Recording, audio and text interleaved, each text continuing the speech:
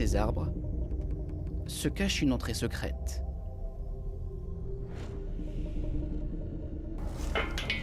Interdite au public.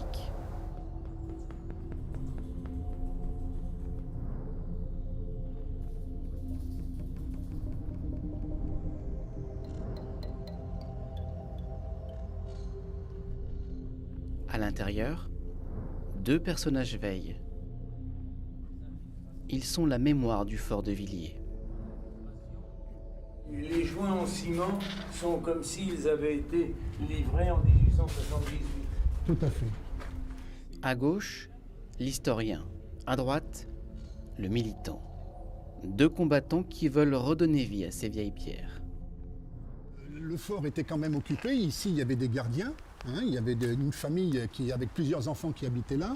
À côté, il y avait une association sportive. Dans un autre endroit, il y avait des groupes de rock qui faisaient de la musique. Il y avait énormément d'activités et le fort était entretenu. Il était propre.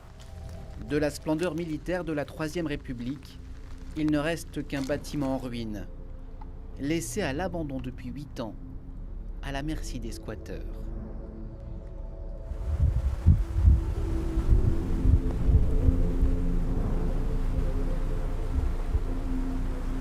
Nous avons là un témoignage de techniques qui n'ont pas bougé, qui étaient prévues pour durer une trentaine d'années. Et vous voyez, ça fait plus d'un siècle que ces forts existent. Et en fin de compte, si la bêtise humaine ne les avait pas abîmés, eh bien, on aurait un ensemble tout à fait complet de ce que l'on construisait à l'époque, un témoignage du monde avant l'électricité. Il existe en tout 6 forts comme celui-ci dans l'est de Paris. Une ceinture de protection militaire conçue à la fin du 19e.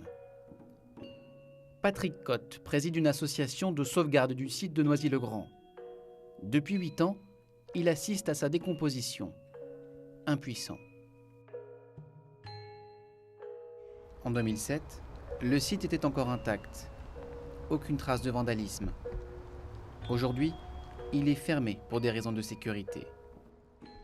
Il y en a bien qui ont su le détruire, et bien nous on saura le remettre en forme. C'est le but de l'opération que nous avons entamé depuis plus de 8 ans.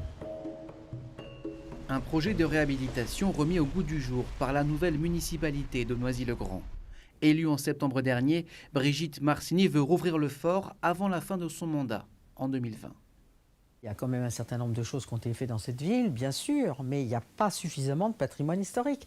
Or, il faut aussi qu'on s'occupe des Noiséens, ça c'est la priorité, mais qu'on s'occupe aussi du patrimoine qui existe. Vous avez toute une partie de douves. Lors de sa construction, l'architecte du fort voulait en faire un élément de dissuasion.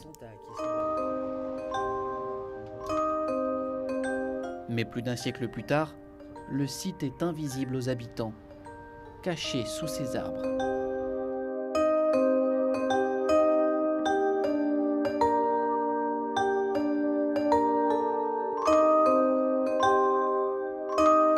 Le fort n'a jamais servi à des combats militaires. Ironie du sort, il entame aujourd'hui une bataille pour lutter contre sa propre destruction.